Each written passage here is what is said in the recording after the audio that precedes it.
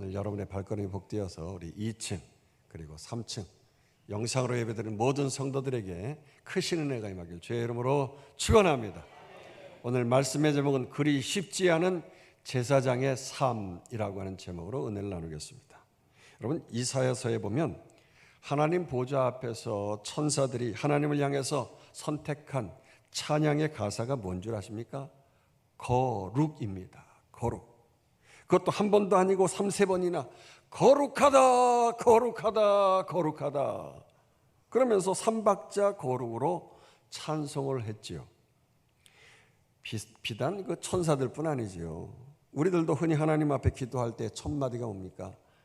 거룩하시고 사랑이 많으신 하나님 하면서 그렇게 기도하지 않습니까? 그뿐 아니죠. 우리 하나님 당신조차도 나는 여호와 거룩하신 하나님이라고 말씀하시면서 하나님 당신을 가장 하나님스럽게 또 가장 하나님다움을 드러내어 보여주시는 것을 볼 수 있죠. 그렇습니다. 그 광대하시고 전지전능하신 하나님을 묘사하기에 이 거룩이란 단어보다도 더 적합한 말이 또 어디 있겠습니까? 그러기에 천사들이 거룩하다 거룩하다 거룩하다 이런 찬양을 했던 그 말은요, 하나님답다 하나님답다 하나님답다 라고 들어도 좋을 것이에요. 여러분, 거룩은 이렇게 하나님다움이라고 하는 것입니다. 할렐루야. 그리고 그 거룩하신 하나님께서 우리를 향한 명령을 하시는데 그게 바로 우리 교회 올해의 말씀이지요. 거룩하라는 거예요. 우리 밑에 본문을 한번 읽어보도록 할까요? 너희는 거룩하라. 이는 나 여호와 너희 하나님이 거룩함이니라. 이 명령은 다름이 아닌 하나님을 닮으라는 거예요. 오늘 본문에 특별히 하나님의 부르심을 받아서 거룩한 직무를 행한 제사장들의 여러 가지 거룩한 행동 규정 내지는 자격 규정에 관한 말씀을 다루고 있는 내용인데요. 제사장은 백성과 하나님 사이에 중재자 역할을 하면서 예배드리는 사역을 감당하는 자지요. 그래서 그 지위와 사역이 남달랐기 때문에 일반 백성들보다 더 엄격한 정결법과 거룩이 요구되었던 것입니다. 제사장이 하나님의 부르심을 받아가지고 직무를 수행하는 일은 곧 하나님 자신이 직접 직무를 하시는 것인 거예요. 그리고 말씀을 선포하시는 것이기 때문에 거기에 제사장의 권위가 있는 것입니다. 누구보다 더더욱 하나님을 닮아서 거룩하게 사명을 감당해야 할 자가 바로 그래서 제사장인 것입니다. 오늘 본문은 4절 그래서 먼저 읽어보도록 하지요. 4절 제사장은 그의 백성의 어른인즉 자신을 더럽혀 속되게 하지 말지니라. 그렇습니다. 하나님께서는 당신이 직접 일하시는 것이 아니라 사람을 통해서 즉 제사장을 세워서 하나님과 사람 사이에 중보자 대행자를 삼으시면서 일을 하시는 거예요. 그래서 4절에서 그 제사장을 백성들의 어른이라고 표현을 하고 계시는 거죠. 즉 하나님의 부르심을 받아 수행하는 그 제사장의 일은 곧 하나님이 직접 하시는 것 같은 권위를 가진다 이런 말입니다. 그렇기 때문에 더더욱 제사장은 자신을 더럽혀서 속되게 하지 말아야 하는 것입니다. 그런데 본문에 그런 제사장의 거룩을 훼손하고 자신을 더럽혀 속되게 하는 것이 있다고 하시면서 가장 처음으로 언급하신 게 바로 죽음을 통한 더럽힘, 그것으로 속되게 되는 것을 말씀하신 거예요. 1절부터 3절 읽습니다. 여호와께서 모세에게 이르시되 아론의 자손 제사장들에게 말하여 이르라. 그의 백성 중에서 죽은 자를 만짐으로 말미암아 스스로를 더럽히지 말려니와 그의 살부치인 그의 어머니나 그의 아버지나 그의 아들이나 그의 딸이나 그의 형제나 출가하지 아니한 처녀인 그의 자매로 말미암아서는 몸을 더럽힐 수 있느니라. 이 말씀은 한마디로 뭡니까? 제사장은 인간의 죽음 앞에서 너무 연연하고 지나치게 애도하는 일을 하지 말라는 거죠. 그러나 꼭 필요한 고륙 지친의 죽음 앞에서만은 시체를 만져도 되고 제한적으로 애도를 해도 된다고 말씀을 하고 있는 것입니다. 왜냐? 당시에 세상은 너무나 죽음에 대해서 연연하고 있었기 때문인 거예요. 이스라엘 백성들이 지금 출애굽 이집트를 나와서 광야에 있지만 그들이 이전에 어디에 있었습니까? 430년 동안 이집트에서 노예 생활을 했잖아요. 그러면서 한 일이 뭡니까? 겨우 밥만 먹고 하루 종일 눈 뜨면서 한 일은 어기영차 하면서 말이죠. 그렇게 커다란 돌을 떠내가지고 한 치의 오차도 없이 피라밋을 쌓아 올렸던 거예요. 근데 그 피라밋이 뭡니까? 무덤이지요. 요즘 사람들이 봐도 입이 떡 벌어질 정도로 대단한 그 무덤이에요. 어마어마하게 넓고 화려하게 만든 무덤이에요. 그리고 이것은 세계에 불가사의한 것 중에 하나라고 하지 않습니까?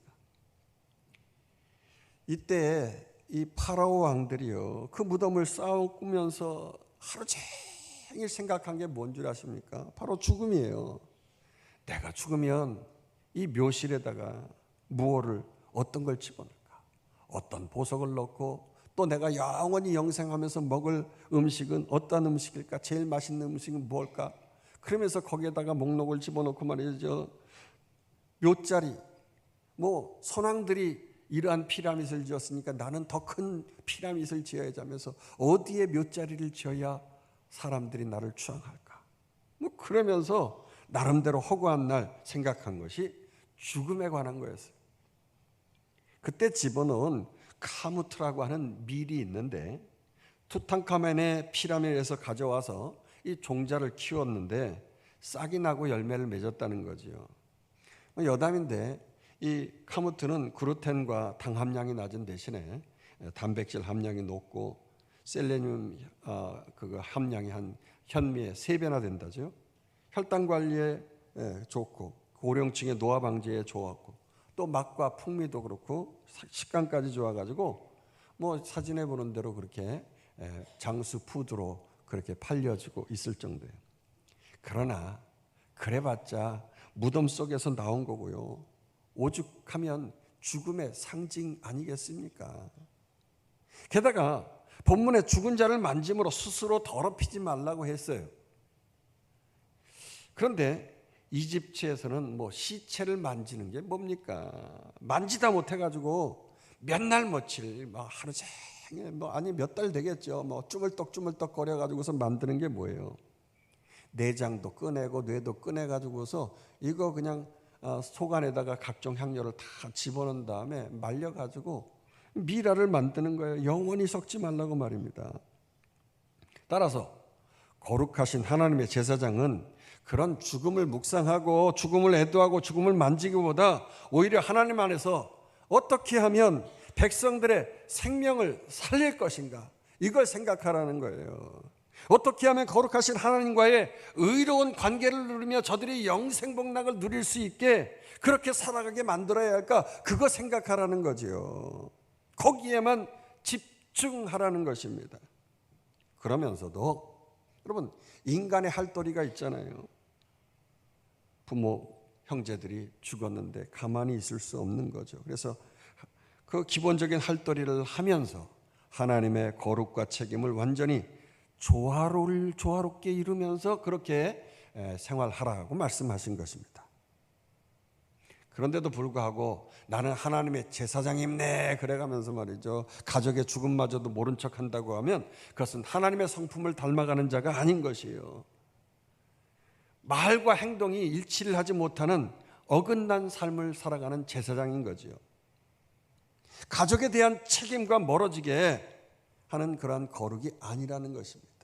오히려 가족에 대한 사랑과 책임을 다하면서 구별된 거룩을 실천하는 것이 진정한 하나님의 거룩인 줄로 믿습니다. 자, 이와 같은 맥락에서 더러운 세상 이방 풍습을 따라 행하지 말고 하나님의 거룩함을 닮아가라고 계속 연이어서 이제 말씀하고 있는 것입니다. 4절에서 6절 있습니다. 제사장은 그의 백성의 어른인즉 자신을 더럽혀 속되게 하지 말지니라. 제사장들은 머리털을 깎아 대머리 같게 하지 말며 자기의 수염 양쪽을 깎지 말며 살을 베지 말고 그들의 하나님께 대하여 거룩하고 그들의 하나님의 이름을 욕되게 하지 말 것이며 그들은 여호와의 화제 곧 그들의 하나님의 음식을 드리는 자인즉 거룩할 것이라. 당시 이집트에서 시체를 관리하고 우상신을 섬기는 제사장들은요, 저렇게 사진에 보는 대로 왼쪽에 있는 사람들이 제사장들이잖아요.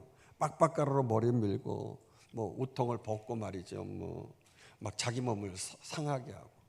뭐 우리가 영화나 이런 벽화에 보면 이런 걸 흔히 볼 수가 있어요. 또 수염에 다음 사진 보면 구렛나루, 이거를 이 사람들은 깎는 거예요. 이 우상을 섬기는 이방 신을 섬기는 사람들은 이 구렛나루를 깎는데, 오히려 반대로 유대인들은 이 율법을 제대로 지켜보겠다고 해서 구렛나루를 계속 기르고, 너무 기니까 이거를 땡글땡글하게 이렇게 말아가지고서 이렇게 고데기를 됐는지 아니면 뭐 이거 뭐 어떻게 했는지 모르겠지만 이렇게 그냥 땡글하게 이렇게 뭉쳐가지고 위로 올려져 있잖아요. 자, 여러분요, 하나님은 그렇게 너희들이 자해한다고 내가 응답을 하고 뭐 소원 성취를 이루고 그런 분이 아니라는 겁니다. 그런 식으로 하나님을 부르면서 욕되게 하지 말라는 거예요. 나는 백성들의 죄를 대신해서 그런 죽음, 그런 희생을 통해서 백성들의 의로운 관계, 그러니까 즉 화목제나 뭐 속죄제를 통해서 대신 제물이 죽잖아요. 제물이 죽는 것을 통하여서 너희와 화목해 되어지는, 그래서 축복을 주시는 그런 하나님이라고 말씀을 하신 거예요. 그러나 이방인들 어떻습니까? 자신을 자해해 가면서 말이죠, 갈멜산에서 그렇게 우상신을 섬기기 위하여서 바알과 아세라신 선지자들이 자기 몸을 베고 말이죠, 찌르고 막 쟁일 그렇게 하늘에서 불이 내리기를 요청했지만 불이 안 내렸었던 것이잖아요. 너희는 그러지 말라는 거예요. 하나님은 그렇게 안 해도 거룩한 제물을 죽임을 통하여서, 소나 양이나 비둘기나 없으면 가루를 통하여서라도 하나님 앞에 그걸 드리면 하나님께서 죄를 용서해 주시고 축복해 주시는 거룩한 하나님이신 줄 믿습니다. 제사장은 그 백성들이 가져온 그것을 하나님의 음식이라고 했어요. 그 제물을 저들을 대신해서 제사장들이 하나님께 가져오는 것이기 때문에, 그런 자이기 때문에 더욱 거룩해야 한다는 것입니다. 계속해서 같은 맥락의 본문이 10절 12절에 반복되고 있습니다. 읽어보십니다. 자기 형제 중 관유로 부업을 받고 위임되어 그 예복을 입은 대제사장은 그의 머리를 풀지 말며 그의 옷을 찢지 말며 어떤 시체든지 가까이 하지 말지니 그의 부모로 말미암아서도 더러워지게 하지 말며 그 성소에 나오지 말며 그 하나님의 성소를 속되게 하지 말라. 이는 하나님께서 성별하신 관유가 그 위에 있음이니라. 나는 여호와이니라. 여러분, 제사장은 뭐 한 명만 있는 게 아니에요. 여러 명이 반차로, 그러니까 12반차 계속해서 돌아가면서 제사장들이 각 12지파에서 대표자들을 뽑아가지고 계속 이렇게 돌아가면서 제사를 진행을 하게 되어지는데, 그 중에서 유일하게 한 사람만이 대제사장이 되어져요. 그래서 1년에 한 번 지성소 안에 들어가서 하나님 앞에서 직접 복대하고 그렇게 하나님의 말씀을 받고 오는 사람이 대제사장이죠. 출애굽기 30장에 보면 이 대제사장에게는요, 향기가 나는 관유를 붓게 되어지는데, 이 관유는 감람류, 그러니까 올리브 기름에다가 모략, 육개, 창포, 계피 등 향품을 섞어가지고 만든 거룩한 기름인데, 이 거룩한 기름은 왕이나 선지자나 바로 이런 대제사장을 세울 때에 이렇게 관유를 부어서 그를 위임해서 다른 제사장보다도 더 엄격한 규정을 가지고 하나님을 섬기도록 그렇게 직무를 행하게 했어요. 그래서 오늘 본문에는 시체를 가까이 해서도 안 되고 당시에 흔한 애곡도 안 되고 말이죠, 머리를 풀고 옷을 찢어도 안 된다고 했어요. 심지어 다른 제사장과 달리 직계 가족인 부모가 돌아가셔도 절대 그 시체를 가까이 하나 애곡하지 말라고 하는 거예요. 왜냐? 그 직무의 무게가 남달랐기 때문에 그런 거죠. 예를 들어서 1년에 한 번 대속죄일에 성소를 지나서 지성소 안으로 들어가서 하나님 앞에서 말씀을 들어가려고 하는 찰나에 대제사장님 큰일 났습니다. 지금 아버님이 돌아가셨어요 하면서 멀리서 바깥에서 안으로 들어갈 수는 없고 말이죠. 소리를 질러대면은 들어가려고 하는 찰나인데 이거 어떡합니까? 내가 아버님을 어디에다가 모셔야 되지 하면서 이거 나가야 되나 말아야 되나. 지금 예배 하나님 앞에 들어가서 하나님의 말씀을 듣고 집중해야 되거든요. 모든 백성들의 죄를 속죄함 받는 날이기 때문에 그 하나님의 뜻을 받들고 나와야 되는데 지금 어디에다가 묘자를 할 것인가, 아버님은 어떻게 모셔야 될 것인가, 뭐 그런 생각하면서 말이죠. 정신줄 놓고 말이죠. 성소에서 뛰어나가고 막 그런다고 하면 이거 무책임한 제사장이 되는 거예요. 대제사장이 되는 것입니다. 특별히 머리에 관유를 부어서 백성들을 관장하고 있기 때문에 성별해서 하나님 앞에서 지금 말씀을 들어야 되는데 그 말씀도 듣지 못하고 세상에 속한 일을 지금 한다고 하면 하나님께서 진노하시면서 그는 죽을 수밖에 없는 거예요. 한마디로 대제사장쯤 되면 이 세상 그 어떤 것보다도 우선순위를 두고 분명히 살아야 된다고 하는 것을 지금 말씀하고 있는 거죠.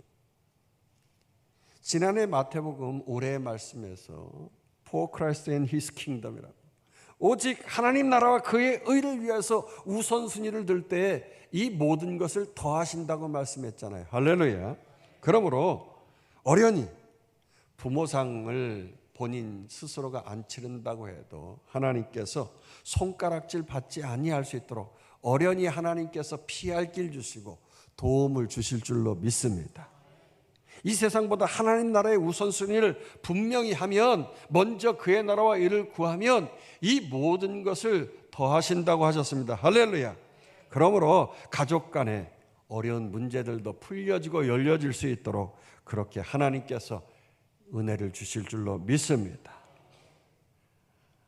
나의 나된 것은 하나님의 은혜이므로 대제사장인 그 사람은 하나님의 일을 충실히 하다 보면 하나님께서 필요를 따라 채워주시는 거예요.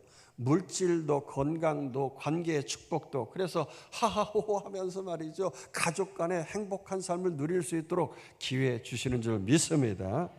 그러니까 정리하면 본문의 이 말은 모든 무슨 부모님 장례도 무엇인지 치르지 말라고 하시는 것이 아니라 뭐 인간관계를 끊으라는 말씀이 아닌 거예요. 여러분, 이 세상 나라는 어떻게 하든지 그 죽음의 굴레 속에서 계속해서 살아가기만 하기 때문에 사탄의 세력이 어떻게 하든지 우리 성도들을 저천국을 향하여서 영원한 영생복락을 누리려고 할 때 이 죽음의 바짓가랑이를 계속 끄집어 당기면서 말이죠, 죽을 일 쌓이도록 그렇게 만들어 버리는 거예요. 그렇기 때문에 절대 헤어날 수가 없는데 우선순위를 분명히 하면서 나아가면 하나님께서 우리에게 하나님 나라 의를 구하면 이 모든 것을 더하시는 줄 믿습니다. 그래서 대제사장은 무엇보다도 이 먼저 그의 나라와 의를 구하는 것이고, 또한 무엇보다도 성적인 문제만큼은 더더욱 거룩하게 처신하라고 계속해서 말씀을 하고 있어요. 그래서 장래에 이어서 결혼마저도 모범을 보이면서 거룩한 가정을 이루라고 말씀하고 있는 것이죠. 7절에서 9절 읽습니다. 그들은 부정한 장녀나 이혼당한 여인을 취하지 말지니 이는 그가 여호와 하나님께 거룩함이니라. 너는 그를 거룩히 여기라. 그는 내 하나님의 음식을 드림이니라. 너는 그를 거룩히 여기라. 너희를 거룩하게 하는 나 여호와는 거룩함이니라. 어떤 제사장의 딸들이든지 행음하여 자신을 속되게 하면 그의 아버지를 속되게 함이니 그를 불사를 지니라.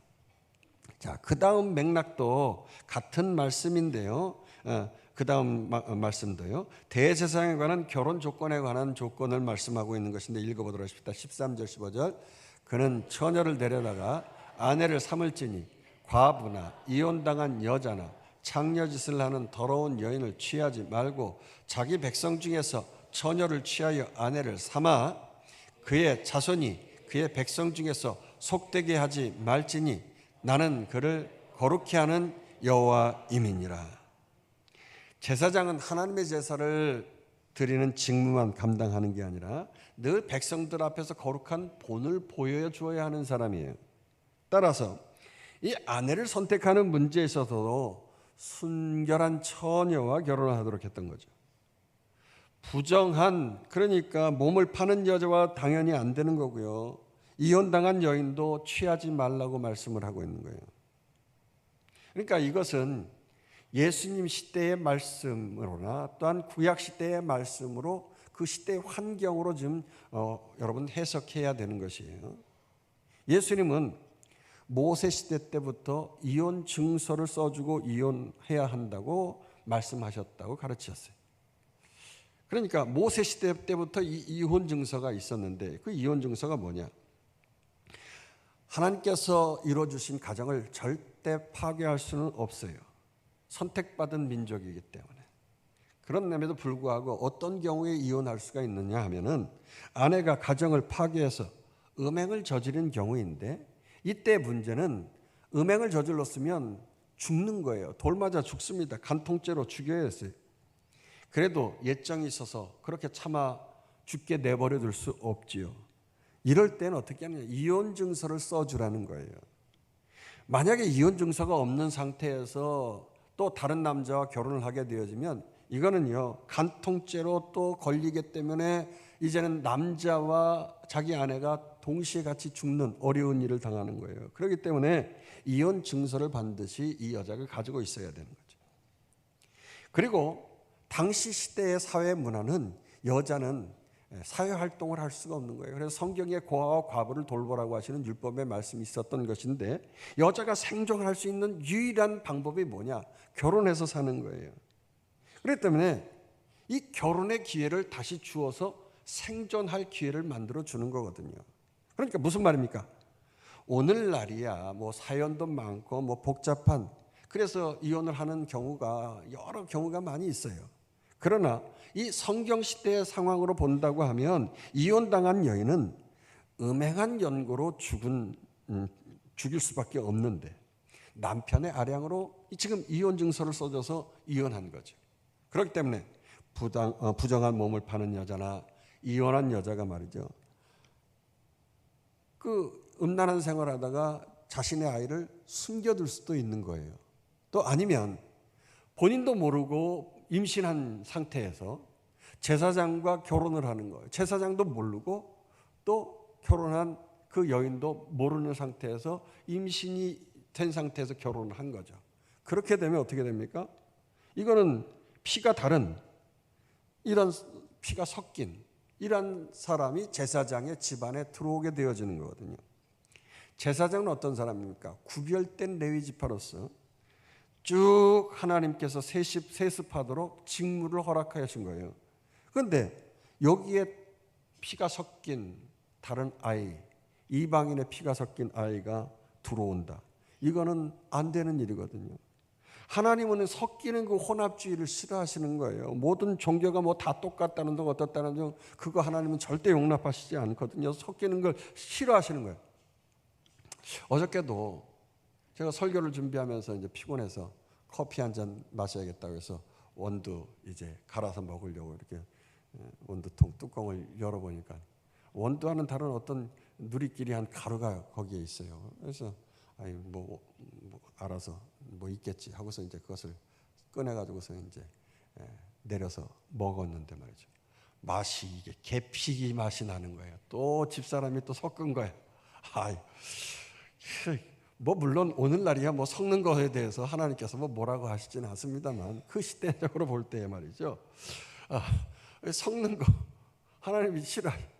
이 계피는 뭐 또 심장에 좋대나? 그래가지고서 그걸 또 커피 마실 때 다른 때 계피 먹으려고 하면 힘드니까 계피를 먹자고 그래가지고 거기다 넣었다는 거예요. 집사람은 또 빵도 뭐 계피빵 뭐 이런 걸 또 좋아하거든요. 그래가지고 굳이 거기다가 그냥 넣는데 저는 맑은 아메리카노 뭐 이런 거 좋아하거든요. 아이스 아메리카노 뭐 뜨아 그래서 따뜻한 아메리카노 뭐 그런 거 좋아하는데 말이죠. 이걸 섞어서 마시니까 하나님은 섞지 마. 섞지 마. 여보 섞지 마. 자, 계속해서 8절에 보면 너는 그를 거룩히 여기라고 하셨어요. 근데 여기서 너는 누구냐? 모세죠. 모세가 하나님의 말씀을 듣고 백성들에게 지금 말씀을 전하고 있는 것인데 그를 거룩히 여기라. 그가 누굽니까? 제사장. 모세조차도 제사장, 하나님께서 세우신 그 제사장을 거룩히 여기라고 하는 거예요. 그렇습니다. 가정은 하나님이 창조의 질서 안에서 세운 가장 기뻐하시는, 보시기에 심히 좋게 만든 인류 최초의 공동체인 것이죠. 그러므로 그렇게 보시기에 심히 좋은 가정을 위해서 정숙하고 순결한 여인을 아내로 맞으면서 거룩함과 하나님의 신성함을 보존하라고 하신 것이에요. 더욱이 행여라도 이 제사장의 딸이 행음하면서 음행을 저지르면 자신뿐 아니라 제사장 아버지마저도 명예를 더럽히고 속되게 했기 때문에 아예 그 딸을 불살라버리라는 거예요. 야, 이거 무서운 말씀이잖아요. 그냥 막 이거는 단순히 비인격적인 말씀의 규례라고 사실은 볼 수가 없는 거예요. 그만큼 제사장 가정은 거룩하고 신성을 보존할 각오를 하라, 이런 말씀을 하신 거예요. 단단히 각오해라 그런 거예요. 그러나 여러분 어떻습니까? 이방인의 제사장의 가정은 어때요? 의뢰의 자신들의 종교의식을 위하여서 다산과 풍요를 요구하는 그런 음란한 행위들을 하거든요. 거기에 뭐 딸이고 부인하고 함께 그냥 종교의식에 함께 모범을 보여야 되는 거예요. 그렇게 그들은 아버지나 아내나 뭐 딸이나 할 것 없이 가족 모두가 다 더럽고 속되게 살아가는 거예요. 그런데 거룩한 제사장의 딸이 말이죠, 이런 이방 종교의 딸들이 하는 짓을 멀찌감치 보다가 아예 가서 쳐다보고 이제는 아예 몸을 섞는 거예요. 이건 결코 단순한 제사장 가정의 문제만이 아니라 이스라엘 공동체 전체를 흔들고 그 속에서 자라나는 자녀들의 영적이고 정신적인 거룩을 훼손하는 문제이기 때문에 불태워 죽이라고 하는 아주 가혹한 말씀을 하신 거죠. 그러니까 그 제사장의 아들과 딸들은요, 내가 불태워 죽음을 당한다니, 이거 안 되겠어, 조심해야지, 뭐 그러는 거 아니겠어요? 절대로 이런 짓 할 수가 없는 거예요. 그러니 여러분, 제사장의 아들이나 딸은 뭐 아무나 하는 게 아니에요.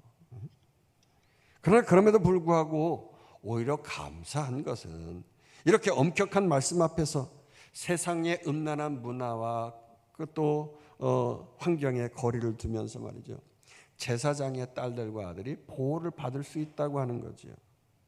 그렇습니다. 로마 시대에 크리스천 여인들이 그랬어요. 로마가 어떻게 무너졌습니까? 여러분, 정숙한 크리스천 여인들 때문에 그 어마무시한 로마가 무너졌다고 해도 과언이 아니죠. 처음엔 로마가 이 크리스천들을 없애기 위하여서 불태워 죽이고 기름가마에 그냥 기름 튀겨서 죽이고 말이죠, 가죽을 벗겨서 죽이고 사자밥이 되게 해서 죽이고 뭐 별의별 짓 다 해가면서 집중적으로 그렇게 성도들을 죽이려고 했었어요. 그래서 그 성도들이 도망가다 못해 나중에는 굴 속으로 숨어 들어가고, 그 카타콤이라고 하는 당시의 무덤이지요. 무덤이 개무굴처럼 땅 속으로 수백 킬로 뭐 그렇게 막 펼쳐져 있는데 그 무덤 속에 들어가 가지고서 살았어요.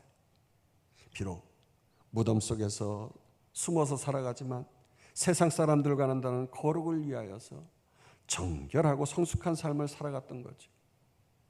여러분, 거룩, 이 카도시의 뜻이 뭔 줄 아십니까? 구별되다, 분리되다, 다르다, 이런 뜻이에요. 그렇게 세상과 다르게 속된 것에서 완전히 분리되어져서 구별되게 살아갔다고 하는 것입니다. 그러나 그에 반해서 로마의 시민들이 하는 일이 뭔 줄 아십니까? 술 마시고 흥청망청하면서 먹고 마시고 음행하면서 뭐 여자가 남자고 하루 종일 술 취해가지고 말이죠, 몽롱한 상태로 살아가면서 뭐 그냥 온갖 질병에 걸려서 죽어가는 거예요. 그런데 이런 일을 보다가 귀족들 사이에서 무슨 일이 생겼냐고 하면, 그래도 뭐니 해도 깨끗하고 뭐 병도 없고 정숙한 여인은 그 크리스찬 여인들이더라. 그래서 내가 그 여자와 결혼을 했더니 참 좋더라고. 이런 소문들이 퍼지기 시작한 거예요. 그래서 로마의 귀족들 사이에 크리스찬들 여인들하고 결혼하는 일들이 점점 많아지게 되어졌고요. 이 정숙한 크리스찬 여인들로 말미암아서 점점 로마의 귀족들이 기독교를 받아들이게 되어진 것이죠. 결정적으로 로마의 황제 콘스탄티누스의 어머니 헬레나 역시도 그는 착한 마음씨와 깊은 기독교 신앙심을 가지고 아들 황제를 신앙으로 가르쳤어요. 그래서 결국 로마가 기독교를 공인하게 된 거예요. 할렐루야. 그렇습니다. 결국 제사장은 하나님의 음식인 제물을 드리고 말이죠. 하나님께 가장 가까이 나아가는 대표자 아닙니까? 그렇기 때문에 이런 대표자이고 롤모델이고 삶의 기초가 되는 가정이 그 롤모델이 말이죠. 무너진다고 하면 어떻게 되겠습니까? 백성들의 신앙도 흔들리는 거고요. 하나님께서 주시고자 하시는 그 축복도 받지 못하게 되어지니까 하나님은 당신이 세우신 제사장부터 그의 가정부터 하나님을 닮아가는 삶, 그의 자녀들부터 거룩한 삶의 모범을 보이라고 특별히 거룩에 대해서 매우 강조하신 것입니다. 더욱이 신체적으로 흠 없는 자가 제사장의 직무를 감당해야 한다고 하시면서 아주 극단적인 신체적 자격 요건을 갖추게끔 하신 것이죠. 16절에서 21절 쭉 읽겠습니다. 여호와께서 모세에게 말씀하여 이르시되 아론에게 말하여 이르라 누구든지 너의 자손 중 대대로 육체에 흠이 있는 자는 그 하나님의 음식을 드리려고 가까이 오지 못할 것이니라. 누구든지 흠이 있는 자는 가까이 하지 못할지니 곧 맹인이나 다리 저는 자나 코가 불완전한 자나 지체가 더한 자나 발 부러진 자나 손 부러진 자나 둥 굽은 자나 키 못 자란 자나 눈이 백박이 있는 자나 백막이 있는 자나 습진이나 버짐이 있는 자나 고환 상한 자나 제사장 아론의 자손 중에 흠이 있는 자는 너와 여호와께 화제를 드리지 못할지니 그는 흠이 있은즉 나와서 그의 하나님께 음식을 드리지 못하느니라. 하나님이 해도 좀 너무하신 것 같아요. 뭐 신체적 조건 이런 거를 너무 완벽하게 지금 요구하시고 계시잖아요. 뭐 맹인, 다리 저는 자 그런 것까지는 알겠는데 그 다음에 코가 불완전한 자 이게 누굴까요? 뭐 언챙이 뭐 그런 거죠. 또 그리고 지체가 더한 자. 제가 어릴 때는 이제 손가락이 막 이렇게 조금 더 있는 사람도 많이 있었고요. 또 샴쌍둥이라고 해서 몸이 막 두 개씩 이렇게 붙어 있고 한 그런 지체가 더한 사람들이 있어요. 발이나 손도 구부러지지 않고 또 등 굽은 자 이건 뭐 곱추 또 눈에 백막 백내장이 있는 자 습진이나 버짐이 있는 자도 안 된다고 그랬어요. 그런데 사실 이거는 하나님이 뭐 인간을 차별하시는 것이 아니라 엄청나게 하나님이 약자를 돌보시고 보호하신다는 말씀인 거예요. 여러분 제사장은요 지금 아주 어마어마한 제사의 양을 수행해야 하는 거예요. 그냥 뭐 소 한 마리 잡는 거 한 마리 잡는 것도 말이에요. 보통 힘든 일이 아닌데 이게 뭐 지금 하루 종일 백성들이 와가지고 계속 소나 양이나 비둘기나 뭐 이런 걸 잡아서 막 불태우고 계속 피를 뿌려대고 왔다 갔다 해야 되고 막 그러는 거예요. 그러니 손에 물도 묻혀야 되고 피를 묻혀야 되고 무거운 걸 날라야 되고 뭐 앉았다 일어났다 막 허리를 굽혀야 되고 말이죠. 그러니 지금 손에는 주부습진이 계속 생길 거예요. 그나마도 지금 광야기 때문에 사막이라서 아주 그냥 물 만졌다가도 얼른 그냥 뽀송뽀송해지니까 다행이지만은 말이죠. 이게 뭐 습진 걸려가지고서 이게 있으면 말이에요. 다음번에 또 일하려고 하면 계속 일하다 보면 말이죠. 피가 뭐 짐승 제사에서 피가 아니라 본인 손에서 피가 나가지고서 하나님께서 이게 피가 섞인 거 싫어하시잖아요. 거기다 각종 도구를 맨날 써야 하는데 이거 뭐 눈이 보이지 않으면 어떻게 되겠어요? 잘못하다가 자기 손도 찌르고 말이죠. 특별히 불을 다루는 일을 하는데 눈이 안 보이면 어떻게 됩니까? 그리고 지체가 부자연 사람이 이 불을 들고 왔다 갔다 움직여야 되는데 어떻게 되겠어요? 잘못하다가 픽하고 쓰러진다든지 하면 이게 몸에 이게 말이죠. 불이 덮쳐버리면 자기 몸 태워버리고 말이죠. 심지어 하나님의 성막은 뭐 벽돌도 콘크리트도 뭐 오늘날은 이런 건물로 되어졌으니까 불이 나도 건물은 남아있지만, 옛날에 지금 광야에서 이스라엘 백성들은요, 성막, 텐트에 하나님을 모셨단 말이에요. 그러니까 거기에서 텐트가 타면서 본인도 다 죽을 수 있고 하나님의 성막도 이거 한순간에 다 불타버리는 거예요. 그러니 장애인 차별이 아니라 오히려 그런 자를 위하고 하나님 자신도 위하는 거지. 이걸 어떻게 할 수 있습니까? 22절에 24절에서 있어요. 읽어보십시다. 그는 그의 하나님의 음식이 지성물이든지 성물이든지 먹을 것이나 휘장 안에 들어가지 못할 것이요 제단에 가까이 하지 못할지니 이는 그가 흠이 있음이니라. 이와 같이 그가 내 성소를 더럽히지 못할 것은 나는 그들을 거룩하게 하는 여호와임이니라. 이와 같이 모세가 아론과 그의 아들들과 온 이스라엘 자손에게 말하였더라. 그래요. 내 성소를 더럽힌다라고 하는 것은 이러한 면에서 더럽힘이지요. 그 사람도 보호할 것이고 하나님도 보호받고 함을 통하여서 어떻게 했어요? 나는 그들을 거룩하게 하는 여호와임이니라. 여러분, 비록 그들은 몸이 상하고 불완전한 육체를 가지고 이 땅에 태어나서 힘든 삶을 살아가지만 하나님은 거룩하시어서 내가 그들을 거룩하게 하시겠다고 하신 거예요. 할렐루야. 그래요.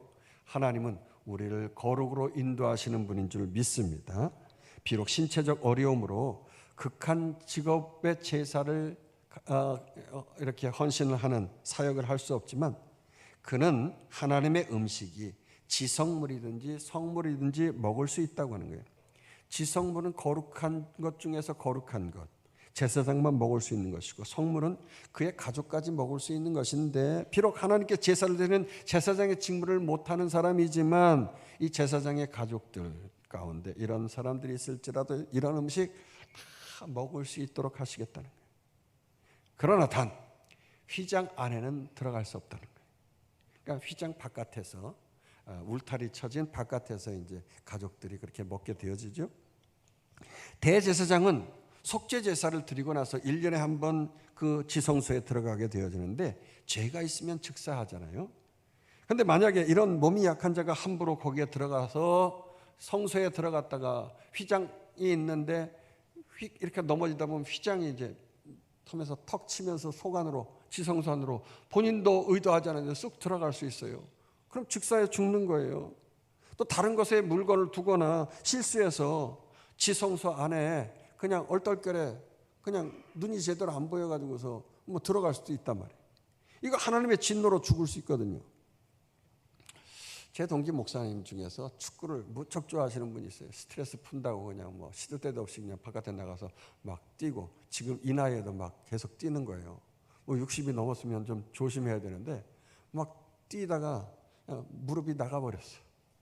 며칠 전에 동기 카톡방에 올라왔는데 수술했다는 거예요. 2달은 이제 뭐 재활 치료를 해야 된다나. 성한 사람인 제사장, 온전한 제사 드리기 위해서 사실 신체적으로 다칠 수 있는 그러면 위험한 장소에 또 위험한 운동, 그거 조심해야 하는 거죠. 왜? 하나님 앞에 예배 드리는 제사장 목사가 말이죠. 아파가지고서 막 쩔뚝거리고 나와가지고 있으면 아이고 뭐 본인부터 잘하지 뭐 무슨 축복이야 뭐 이래가면서 신자들 마음속에 벌써 그런 이상한 마음이 동하기 때문에 그런 거예요. 그러니까 몸을 다친다든지 과격한, 아니면 어떠한 관광을 할 때도 뭐 위험한 지역 막 일부러 막 찾아다니면서 막 유튜브들 막 여행하고 그러는데 그렇게 할 필요 없는 거죠. 하나님 영광 가리울 수 있기 때문에 목회자들은 성도와 하나님의 그 중재자 역할을 하니까 조심하는 거예요. 특히 뭐 얼굴이나 뭐 이런 피부 관리 이것도 좀 해야 됩니다. 뭐 저는 뭐 그냥 원래 타고나기를 그냥 뭐 이렇게 태어나서 그냥 이래요. 그냥 있는 대로 좀 합니다만, 이게 사실 이제 영상으로 이렇게 카메라를 들이대다 보니까 요즘에는 그냥 카메라가 너무 좋아가지고 막 땅구멍까지 막 다 보이는 뭐 4K 막 이래가지고서 막 카메라 막 들이대면 말이죠. 이거 뭐 조심해야죠. 피부 관리도 좀 해야 돼요.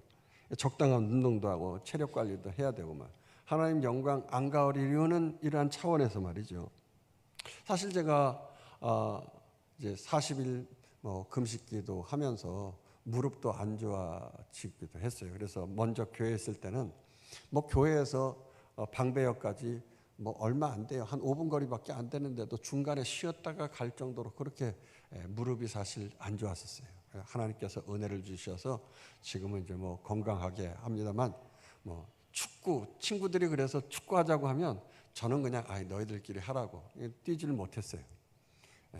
그러다 보니까 이제 좀 회복이 됐습니다만 아무래도 이런저런 면에서 몸이 좀 많이 약해져 있고 성전 건축하다가 보니까 많이 지치고 힘들고 어느 날인가는 이제 눈도 안 좋아져 가지고서 이제 백내장이 왔다 그래 가지고서 잘 앞이 안 보이고 막 그러더라고요. 그러다 보니까 이거 성경을 읽을 때도 그냥 감으로 읽다 보니까 자꾸 틀리는 거예요. 아내는 왜 당신 자꾸 딴소리 하면서 성경 읽느냐고. 근데 사실 이게 눈이 이제 안 좋아서 그런데 자꾸 실수하고 그래서 이제 안 되겠다 해서 이제 백내장 이제 수술하니까 눈이 이제 참 좋아졌어요. 근데 이제 안압이 막 높아지고 하니까 의사 선생님이 또 이제 약을 줘서 멀리 보고 산이나 이렇게 강이나 이제 먼 데를 보고 시야를 좀 넓게 해서 그렇게 좀 휴식을 눈을 혹사시키지 말고 그러라고 하는데 사실 어떻게 그럽니까? 목사가 설교 준비하느라고 말이죠. 어저께도 금요일부터 이제 설교 준비, 금요일 거 하고 이제 토요일 거 준비하고 또 토요일 날도 하루 종일 또 설교 준비해서 묵상하다가 오늘 새벽까지 준비를 한 거예요. 이게 말씀이 너무 이제 이 레위기가 우리가 평소에 다뤄보지 않은 말씀이고요. 저도 평소에 많이 들어보지 않은 말씀이기 때문에 그리고 영적으로 깊이 있게 이게 다뤄야 되니까 말이죠. 이게 레위기 강의를 하면서 제가 새벽까지 설교를 준비해요. 오늘은 1시간 반 자고 지금 나와서 설교를 하는 거예요. 계속 설교 묵상하다가 또 틀리면 또 바꾸고 또 이렇게 해봐요. 기도하다가 또 생각이 나면 또 하고. 그리고 또 이게 또 영상 스크린 또 띄워야 되니까 또 이제 강 목사님한테 새벽에 또 이제 보내고 이러는데 그러다 보니까 우리 부교육자들도 사실 쉴 시간이 없어요. 저하고 보조를 맞춰야 되다 보니까 새벽에 그냥 카톡 보내가지고 메시지 보내고 그래요. 그래서 명절 때는 고향에 가서 좀 푹 쉬고 오라고 그러는데 주중에는 사실 쉬는 것도 쉬는 게 아니잖아요. 우리 교역자들이 항상 긴장하고 목사님 장례식 났어요. 어쨌어요. 누가 아파요. 그럼 그냥 내가 아픈 것처럼 가슴이 철렁하고 그냥 그러고 그래요. 그러다 보니까 코로나 이후에도 이제 몸이 좀 저도 안 좋아지고 그러다가 또 제가 또 담석도 있어가지고서 이게 수술을 하게 되어가지고 힘들었죠. 참 그때 우리 수석 장로님 오만택 장로님이 제가 아산병원에 퇴원하고 또 목사님 건강 회복하시라고 또 죽을 사주셔가지고 또 죽 한 그릇 뚝딱 먹고 또 힘을 내고 회복을 했는데 그때 당시에 말이죠. 수술하고 나서 아무래도 몸이 계속 이렇게 쉬지 않고 건축하면서부터 계속 오다 보니까 그냥 몸이 그동안 금식 때문에도 그랬고 그런 것 때문에 이제 종합적으로 말이죠. 몸이 이제 약해지다 보니까 힘드는 거예요. 그래서 새벽기도 교역자들 다 시골로 명절 때 보내고 나서 새벽기도를 해보려고 해도 이거 엄두가 안 나는 거예요. 새벽기도 수요기도 내가 다 맡아서 문 열어야지, 불 켜야지, 앰프 켜야지 이거 혼자서 하려니까 이게 엄두가 안 나더라고요. 그래서 이제 쉬자고 했는데 감사하게도 우리 여러분들이 기도해 주셔가지고 건강을 회복했어요. 할렐루야. 그래서 이번 다음 달 명절 때는 이제 새벽기도도 좀 다 하고 수요기도, 금요기도까지 제가 다 인도하려고 합니다. 빠지지 말고 나오신 분들 함께 나와서 함께 기도해 주시기 바랍니다. 할렐루야. 그런데 참 감사하게도 여러분들이 그렇게 또 중보기도 해주셨지만 우리 조인상 목사님이 지난 주일에 저희 교회에 와서 또 말씀을 전해주셨죠. 미국에서 이민 목회 하시는데 한인들이 한 200여 명 되어지는 그러니까 이민교회에서 200여 명이면 엄청난 큰 교회예요.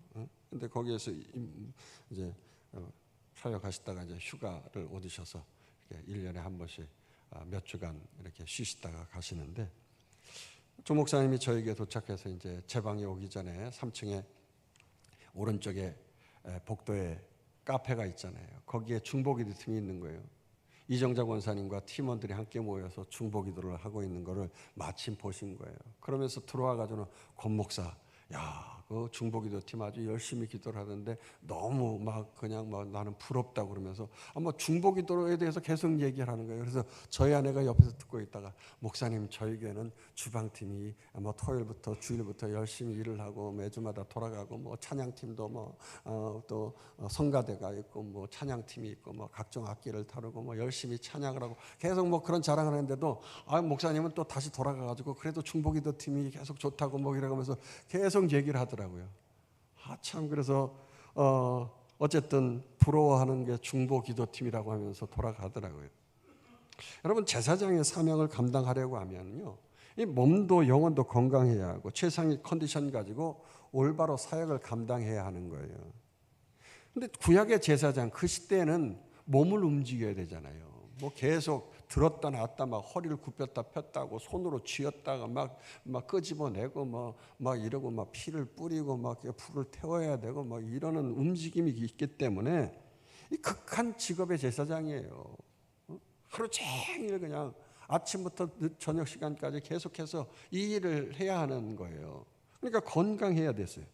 그러나 오늘날은 어떻습니까? 그런 제사가 아니잖아요. 그러니까 맹인 목사님도 많고 장애가 있는 분들 가운데에도 목회를 하시는 분이 있어요. 더욱이 오늘날은 만인 제사장인 거예요. 모든 성도들도 하나님 앞에 오늘 여러분들이 은혜의 지성소에 나와서 예배 드릴 수 있는 은혜가 주어진 줄로 믿습니다. 그래서 우리는 구약의 그런 제사장이 아니라 왕 같은 제사장이라고 하는 거예요. 할렐루야. 그래서 강하고 담대하게 휘장 안, 제당 안에 들어가서 거룩한 예배자로 우리가 마음껏 설 수 있는 거고, 선한 싸움을 싸우고 세상과 구별되어져서 하나님 앞에서 우리의 믿음을 지키며 믿음의 다름질을 해야 할 줄로 믿습니다. 여러분, 왠 줄 아십니까? 우리는 구약의 좀 표현이 그렇습니다만 따까리와 같은 그런 제사장이 아니라 왕 같은 제사장이기 때문에 그래요. 왕 같은 제사장, 왕이잖아요. 왕은 여봐라, 돈 가져와라, 그러면 예의하면서 가져오는 거고요. 맛있는 음식 가져와라 하면서 예의하면서 가져오는 게 왕 아닙니까? 왕 같은 제사장, 예수 그리스도의 능력으로 선포하는 제사장이 우리들인 줄로 믿습니다.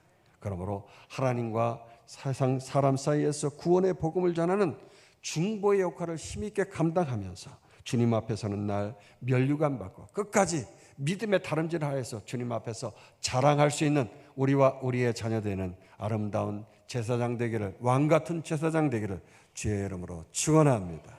축원합니다. 축원합니다. 우리 함께 합심해서 기도하도록 하십시다. 하나님 나라와 영광을 위하여서 그리 쉽지 않은 제사장의 삶이지만 오직 면류관 받기 위해서 끝까지 믿음의 선한 싸움 싸울